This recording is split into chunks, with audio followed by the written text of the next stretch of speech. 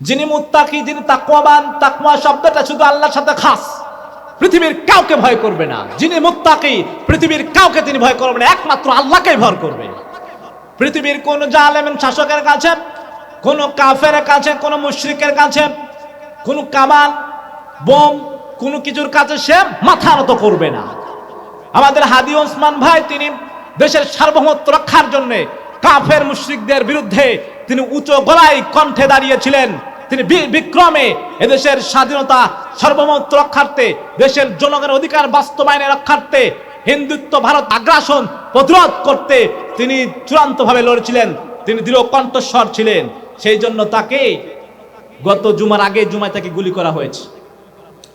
তিনি মূলত সফল, তিনি ছিলেন তাকওয়াবান মুত্তাকি, তিনি শাহাদাতের তামান্না তার অন্তরে ছিল। এই জন্য পৃথিবীর কোনো মানুষকে তিনি ভয় পায় নাই, কোনো জালেমকে রক্তচক্ষুকে ভয় পায় নাই, কারণ তার ভয়ে তার অন্তরে আল্লাহর ভয়টাই ছিল। এই জন্য সে আল্লাহ রাস্তায় জীবন দিল, সে শহীদ, তিনি শহীদ, তিনি সফল। বাংলার 18 কোটি মানুষ ব্যর্থ, সে তো সফল। বাংলার 18 কোটি মানুষ ব্যর্থ, সে সফল। কারণ পৃথিবীতে আমাদেরকে তৈরি করা হয়েছে পরীক্ষার জন্য, সেই পরীক্ষায় তিনি পাশ করেছেন। তিনি অবশ্যই তিনি জান্নাতে গেছেন, আল্লাহ হুর দিয়া তাকে ভরাইয়া দিয়েছে। তা আমরা তো তাই চাই, আমরা তো জান্নাত চাই, হুর চাই, জান্নাতের নিয়ামতগুলো চাই। জান্নাতের এত নিয়ামত, এত নিয়ামত আল্লাহ রাব্বুল আলামিন একজন জান্নাতীর জন্য 2 টাকার হুর রাখবেন।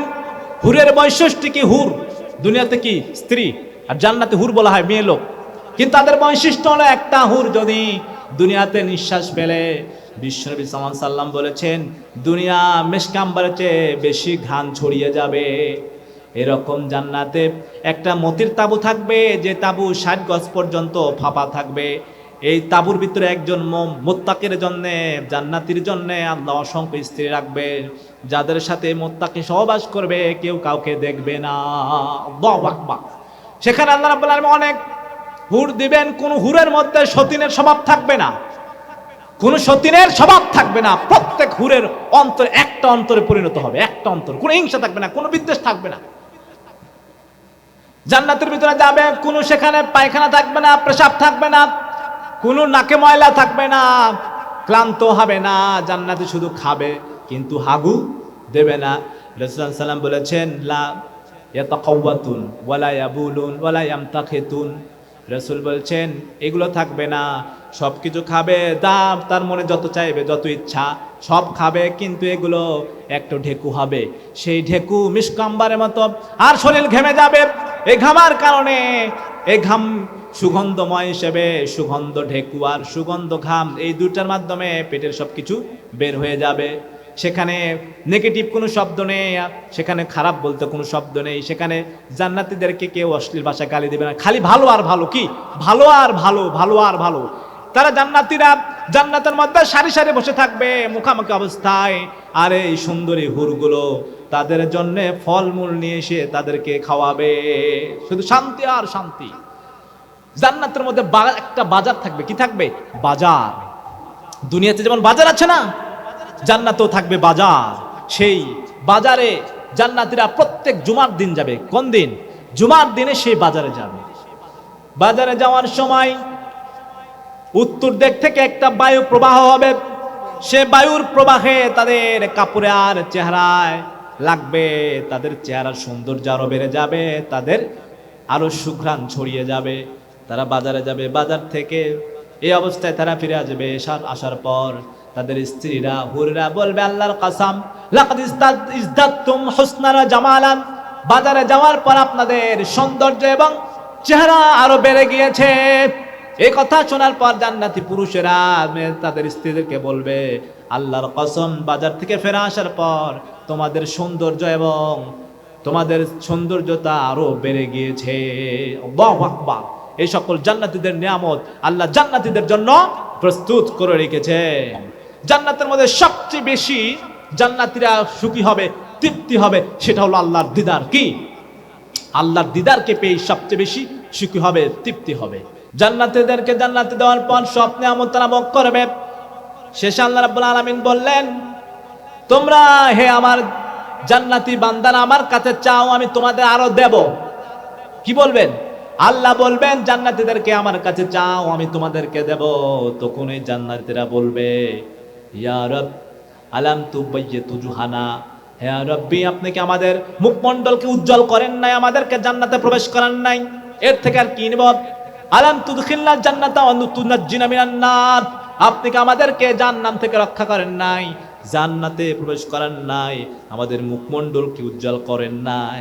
তখন ফায়াকশিফুল হিজাব, তখন পর্দা আল্লাহর চেহারার সামনে থেকে সরে যাবে, আল্লাহ নিজে সেদিন সাক্ষাৎ দেবেন। আল্লাহু আকবার।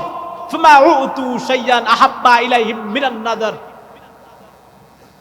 ইলাল্লাহ।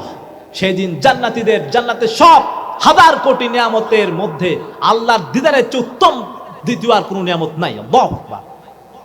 যে আল্লাহকে না দেখা দুনিয়াতে বিশ্বাস করছে, আল্লাযীনা ইউমিনুনা বিল গায়ব, গায়বের প্রতি বিশ্বাস করে সে আল্লাহর আইন আমরা পৃথিবীতে বাস্তবায়ন করেছি, সেই আল্লাহর উপর ঈমান এনেছি, নামাজ পড়েছি, রোজা রেখেছি, হজ করেছি, যাকাত দিয়েছি, আল্লাহর দ্বীনকে আল্লাহর জমিনে কায়েম করার জন্য, প্রতিষ্ঠার জন্য কাফের মুশরিকদের বিরুদ্ধে যুদ্ধ করে তরবারির আঘাত, বোমার সামনে, গুলির সামনে নিজেকে সঁপে দিয়া আল্লাহর সন্তুষ্টির জন্য, আল্লাহর দ্বীনের জন্য জীবন অকাতরে বিলিয়ে দিয়ে শহীদ হয়েছি।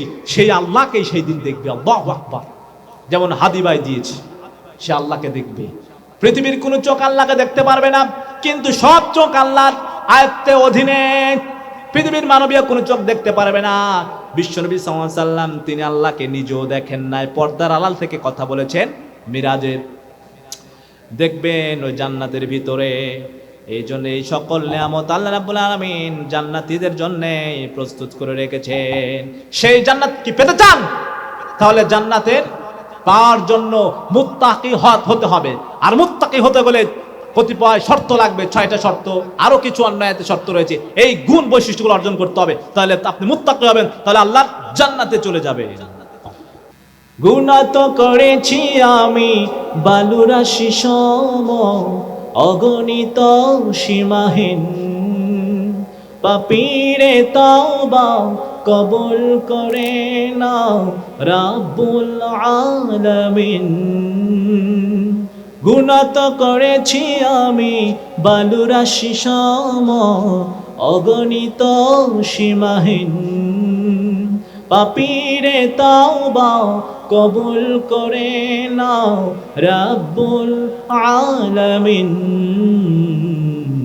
হায়াত আমার কমছে শুধু প্রতিদিন, গুনাহ আমার বাড়ছে শুধুই বাধাহীন। তুমি তো পারো দিতে না যা, আমি শুধু জানি নরকের অগ্নি, আমি শুধু জানি নরকের অগ্নি, সইতে পারব না কোনদিন রাত। আমি তো জানি না পাবো কি পাবো না, আল্লাহ তোমার দেয়া সেরা জান্নাত।